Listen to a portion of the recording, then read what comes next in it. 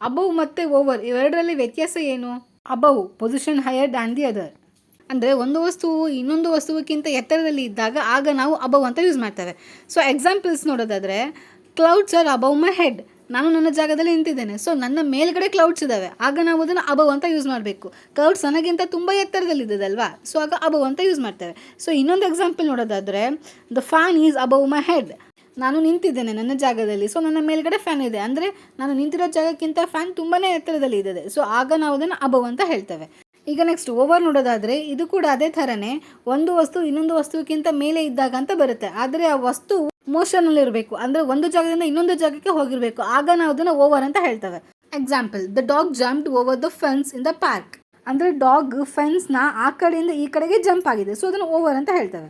Next ಬಂದ್ಬಿಟ್ಟು walk over the bridge. ಅಂದರೆ ನಾವು ಬ್ರಿಡ್ಜ್ನ ಆ ಕಡೆಯಿಂದ ಈ ಕಡೆಗೆ ಮೂವ್ ಆಗ್ತಾ ಇದ್ದೀವಿ, ಸೊ ಆಗ ಓವರ್ ಅಂತ ಹೇಳಬೇಕು. Subscribe for more.